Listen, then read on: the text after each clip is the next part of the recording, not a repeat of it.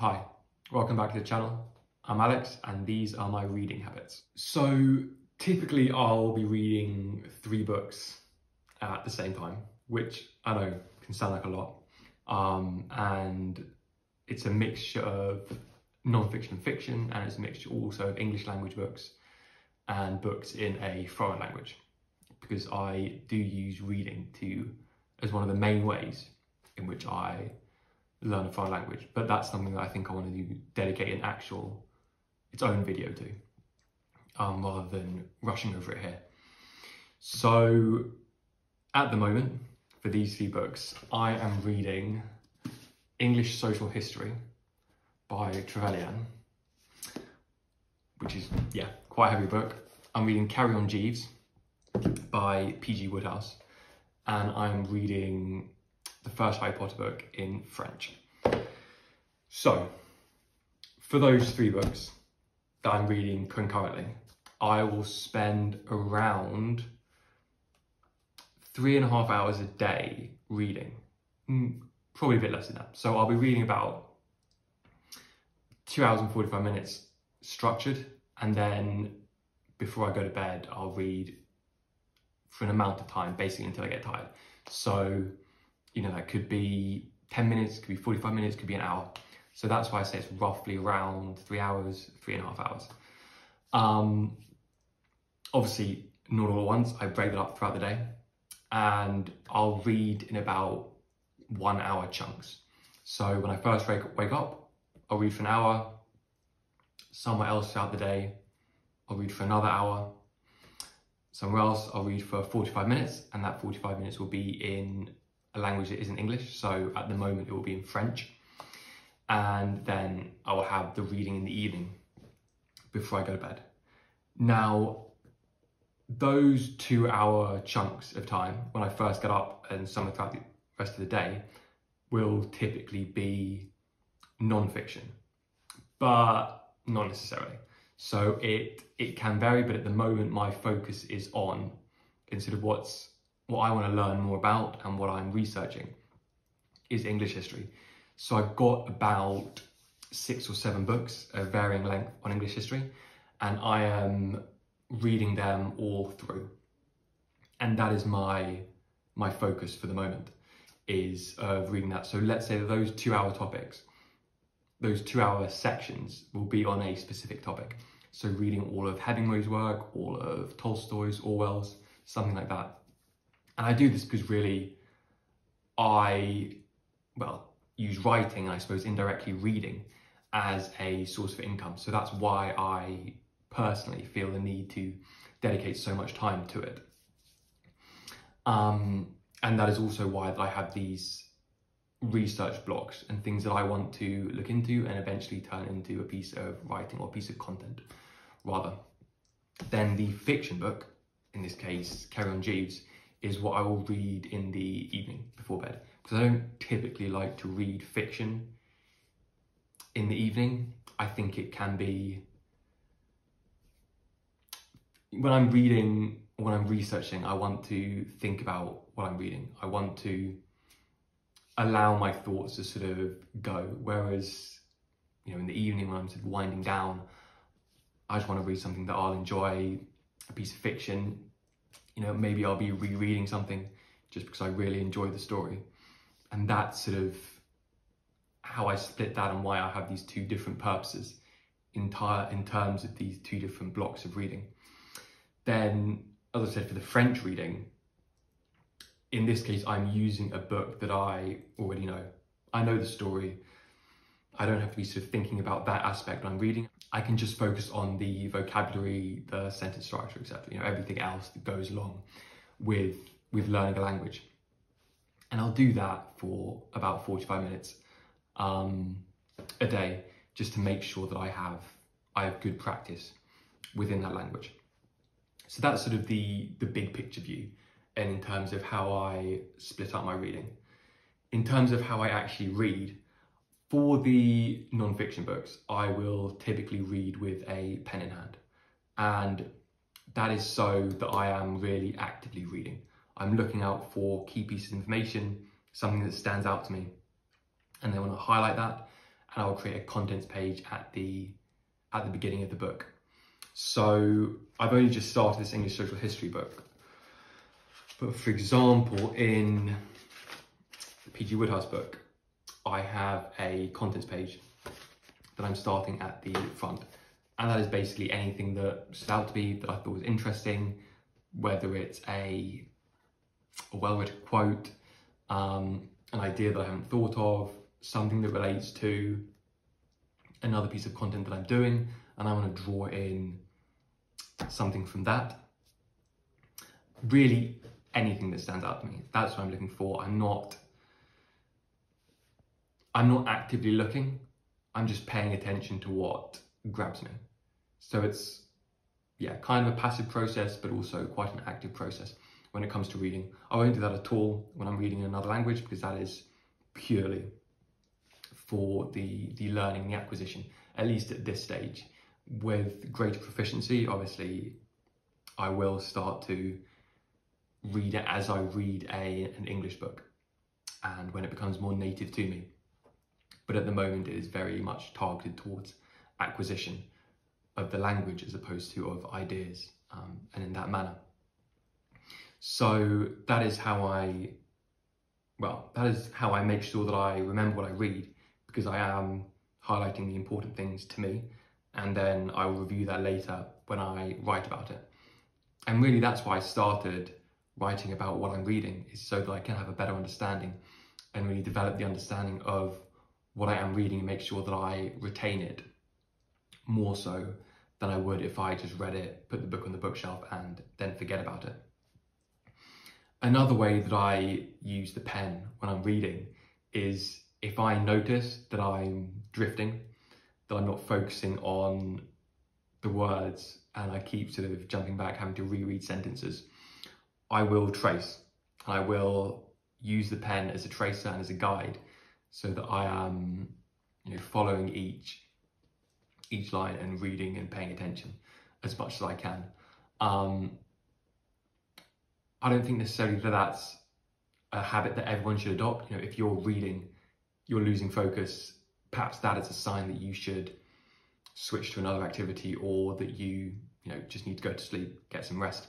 But for me, again, as I'm using it as it is linked to a source of income for me, it is something that I say to myself, look, I've got these 2 hours of reading that I just want to get through today, so I'll just push through it. And that's only during the week. At the weekend, I'm relaxed about it. I don't have any goals that I need to hit.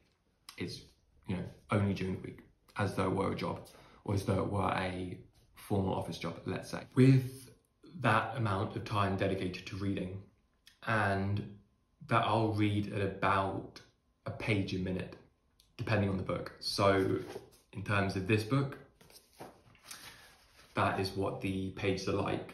I will read faster than a page a minute, whereas for this book, although it does have pictures in it with text like that, it will take me longer than a minute to read a page. So let's say it averages out at about that. I will typically read 2 to 3 books a week, which again is a lot. But I think it's important to keep in mind that I am treating this like a part-time job and treating this as a source of income, which is why I dedicate so much time and importance to it. If you have another job, I don't think that it's feasible to dedicate this much time to reading.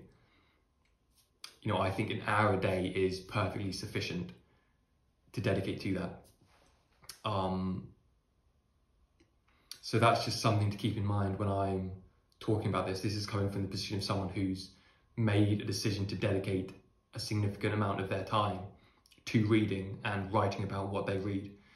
So I'm not putting this out there as a recommendation of this is what you have to do, but I just want to give you a realistic idea of how much time that I'm dedicating to reading and what that equates to in terms of the amount of books that I'm then able to read in a week, a month, a year.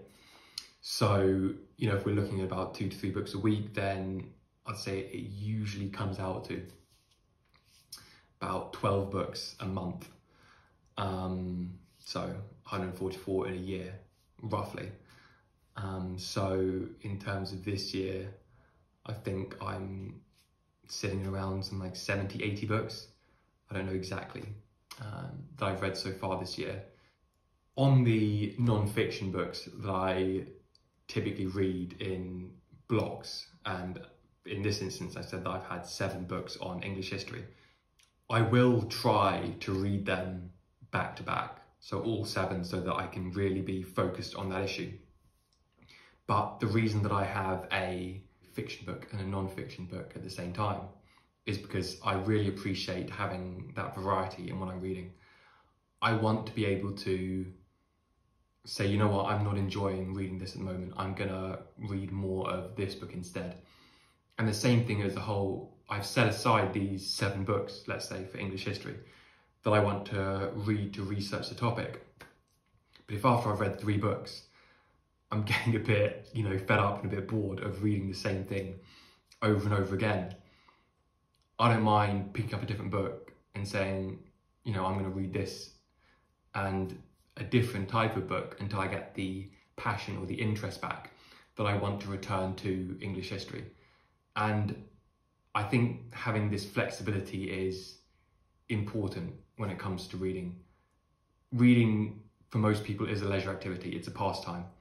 It's not meant to be done so regimentedly with such an authoritarian manner. And I know I'm saying that after I've just said that I'll read for, an hour, 45 minutes, and then have some flexible reading time. But that is something that's just worked for me, and that's something that I've decided is important in my life. I should also mention, I don't hit that every single day. I'll hit it on most days. But if I've, have managed to do the last half an hour, one, I'll sort of put it to the weekend and catch up there. Or if that's not feasible, if that's not viable for me, then I'm going to miss it, and that's fine. It's not a big deal. Nothing's going to happen because I didn't read the full quote that I set.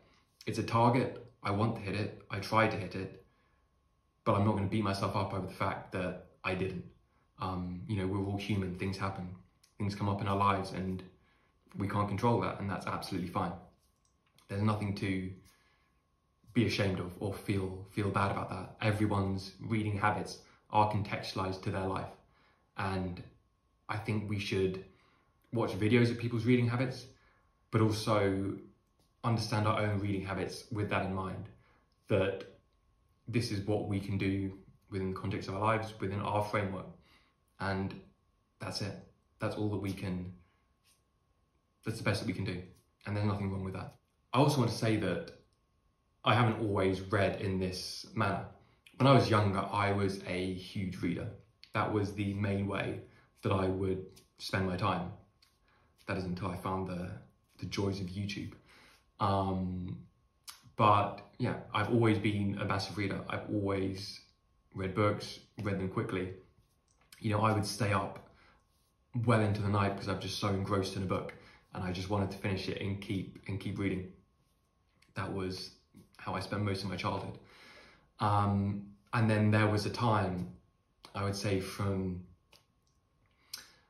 about 16 up until, maybe, 20, where I wasn't reading at all. Whether it was books that were set in English class or just books that I was reading for pleasure. I really had a big lull in the amount of reading that I did, and I'm not sure outside of schoolwork that I read any books. I really don't think I did. No, I think that's unfair. I think I'm misremembering quite a lot. I did read a bit. Yeah, I think I definitely read a few books. But nothing close to what I was reading when I was younger or what I'm reading now. And it's only been in the last 3 years, let's say, that I've really started to pick up my reading again, rediscover that love I have for it, and made that decision that I want to dedicate more time to my reading. And the point I'm trying to make there is we can have longer term lulls in our reading, but that doesn't mean we're not a reader. That doesn't mean we don't enjoy reading. The circumstances of our life has changed. We have different priorities, different things that we want to focus on. But we can always come back to it. There shouldn't be any exclusivity that you have to read 100 books every single year. That's not how life works. It can't be so fixed, it can't be so structured. So I think that's another important thing to keep in mind in having this big picture view in terms of Lars and our reading, and also the day-to-day view, that some days we might not be able to read at all, and that's totally fine. That doesn't change anything about who we are, that doesn't change anything about our love for reading. It just means that life happened, and that's the most natural thing. So I don't think we need to beat ourselves up about anything in that regard. So those are my reading habits. That is how I've decided to structure reading in terms of my life. It's what I enjoy, it's what works for me, and I think that is the most important thing. It's about finding what works for you, what you can fit into your life, and what you enjoy. Because fundamentally, that should be at the core of everything. So I hope that was informative, insightful, maybe helpful to reflect on your own reading habits in terms of what you want to achieve with reading, how you want to use reading in your life. And if there are any questions, if there's anything that needs clarifying, please do let me know. As I said, I would like to do another video exploring a bit more how I use reading to help learn foreign languages in a way that I find very enjoyable. Also, I'll be perhaps going in a bit more in depth into books in particular that I've been reading, and also doing overviews of authors of the books that I've been reading, why I've been reading them, and where I want to take them in the future. So yeah, I hope that was somewhat informative. You took something away from that, and yeah, see ya.